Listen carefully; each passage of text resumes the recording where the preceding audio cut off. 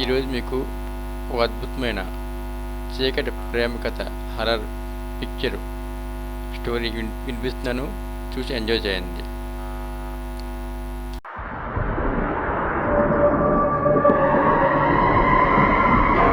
స్వాగతం my channel. ఈరోజు మనం horror story the love of darkness horror story ఈరోజు మీ ముందు ప్రజెంట్ చేయబోతున్నాను. చీకటి ప్రేమ, భయంకరమైన దెయ్యం ప్రేమ కథ, Telugu horror love story, ghost love story. సరికొత్త కథతో ఈ కథ పూర్తిగా వినండి. రాత్రి 10 గంటల సమయం. గాలి చల్లగా వీస్తుంది. రాయవరం గ్రామం చివరిలో ఉన్న పాత మేడ భయంకరంగా కనిపిస్తుంది. దాని చుట్టూ గడ్డి పెరిగిపోయింది. కిటికీలు పగిలిపోయాయి. గ్రామంలో ఎవరూ ఆ మేడ దగ్గరికి కూడా వెళ్లరు. కారణం, ఆ ఇంట్లో నందిత అనే యువతి ఆత్మ తిరుగుతుందని అందరూ చెబుతారు. ఆమె కథ గ్రామంలో అందరికీ తెలుసు. 5 సంవత్సరాల క్రితం ఆ మేడలోని నందిత చనిపోయింది. ఆమె ప్రేమలో విఫలమై ఆత్మహత్య చేసుకుంది అని చెబుతారు అందరూ. కానీ కొందరు మాత్రం ఆమెను ఎవరో చంపేశారు అని మరికొందరు అంటారు. ఆ రహస్యం మాత్రం ఎవరూ తేల్చుకోలేకపోయారు. ఓ రోజు రాత్రి గ్రామానికి కొత్తగా వచ్చిన అర్జున్ అనే ఫోటోగ్రాఫర్ తన కెమెరా బ్యాగ్ తీసుకుని ఆ పాత మేడ వైపు నడిచాడు. ఈ హవేలీ గురించి చాలా విన్నాను, నిజంగా దెయ్యం ఉందో లేదో చూద్దాం అని అనుకున్నాడు.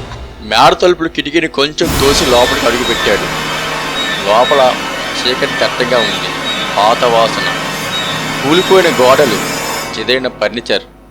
కెమెరా ఆన్ చేశాడు. క్లిక్ క్లిక్ అంటూ లైట్లు వెలిగింది. ఒక మూలలో తెల్లని చీరతో ఒక యువతి నిలబడి కనిపించింది. అర్జున్ ఒక్కసారిగా వెనక్కి తగ్గాడు. ఎవరు మీరు అన్నాడు. ఆమె మెల్లగా తల తిప్పి చూసింది. అందమైన ముఖం, కానీ కళ్ళల్లో నల్లని లోతు. నన్నెవరు గుర్తుపట్టుకోరు, నేను నందిత అంది ఆ ఆత్మ నిశ్శబ్దం స్వరంలో. అర్జున్ గుండె బలంగా కొట్టుకుంది. నందిత అంటే ఆ మేడలో చనిపోయిన అమ్మాయి. ఆమె మెల్లగా నవ్వింది. మరణం నన్ను విడిచిపెట్టలేదు, కానీ నువ్వు నన్ను చూడగలిగావు, అందుకే నేను మాట్లాడగలుగుతున్నాను అంది. రోజులు గడుస్తున్నాయి. అర్జున్ ప్రతిరోజు రాత్రి ఆ మేడ దగ్గరికే వస్తున్నాడు. నందిత ఆత్మతో మాట్లాడతాడు. ఆమె గతం తెలుసుకుంటాడు.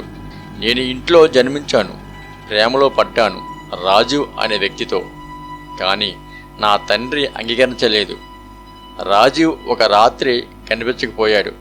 తర్వాత నా గదిలో నాకు చావు వచ్చింది అంది నందిత. నిన్నెవరు చంపారు అన్నాడు అర్జున్. నన్ను చంపింది నా తండ్రే. ఆమె కళ్ళల్లో కన్నీళ్లు మెరిశాయి.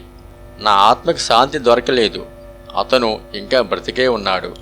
అర్జున్ గుండెలో ఏదో కదిలింది. ఆమె పట్ల అతనికి ఒక విచిత్రమైన ప్రేమ పుట్టింది. జీవించి ఉన్న మనిషి చనిపోయిన ఆత్మను ప్రేమిస్తున్నాడు. ఒక రాత్రి అర్జున్ చెప్పేశాడు, నందిత, నిన్ను నేను ప్రేమిస్తున్నాను. ఆమె కళ్ళలో ఒక మెరుపు. నన్ను ప్రేమిస్తే నా ఆత్మను విముక్తి చెయ్యవు, నా తండ్రి చేసిన పాపం బయటపెట్టు అని ఆత్మ చెప్పింది. అర్జున్ ఆ మేడ పక్కన ఉన్న వృద్ధుడు నందిత తండ్రి రామయ్య దగ్గరికి వెళ్ళాడు. రామయ్య గారు, ఈ కూతురు చావుకు మీరు కారణమా అని నేరుగా అడిగాడు. రామయ్య కళ్ళు పెద్దవయ్యాయి. ఎవరు చెప్పారు అది? అర్జున్ అన్నాడు. నందిత చెప్పింది అని. అతను భయంతో చెమటూడ్చాడు. ఆమె ఇంకా తిరుగుతుందా? ఆ సమయంలో గాలి ఒక్కసారిగా ఆగిపోయింది. తలుపు మూసుకుంది. గదిలో తెల్లని కాంతి మెరిసింది. నందిత ఆత్మ ప్రత్యక్షమైంది. నాన్న, నన్ను ఎందుకు చంపారు అని అరిచింది. రామయ్య వణికిపోయాడు. నేను నీ ప్రేమను అడ్డుకున్నాను, కానీ నిన్ను చంపాలనుకోలేదు అని కేకవేశాడు. అర్జున్ కళ్ళ ముందు రామయ్య గుండె పట్టుకుని నేలపై పడిపోయాడు. ఆత్మ మెల్లగా నవ్వింది. ఇప్పుడు నాకు శాంతి దొరికింది. కానీ వెళ్లే ముందు ఆమె అర్జున్ వైపు చూసి, నువ్వు నన్ను నిజంగా ప్రేమించావు. నీ మనసు నా కోసం రక్తమైంది, కానీ నేను ఈ లోకంలో ఉండలేను. నందిత ఆత్మ వెలుగులోకి కలిసిపోతూ అర్జున్ చేతిని తాకింది. నీ గుండెలో నేనున్నాను అని నిశ్శబ్దంగా చెప్పి మాయమైంది. అర్జున్ మేడ బయటికి వచ్చాడు. తెల్లవారుజామున పక్షుల కిలకిల రాగాలు వినిపించాయి, కానీ అతని మనసు నిశ్శబ్దమైంది. కొన్ని రోజులకు ఆ మేడ కూల్చేశారు. కానీ రాత్రివేళ గాలి వీచినప్పుడు ఎవరో అర్జున్ అని పిలుస్తున్నట్లు అనిపిస్తుంది. గ్రామం వాళ్ళు ఇప్పటికీ చెబుతారు, ఆ మేడ దగ్గర ఎవరైనా ప్రేమతో ఆలోచిస్తే నందిత ఆత్మ కనిపిస్తుందంట.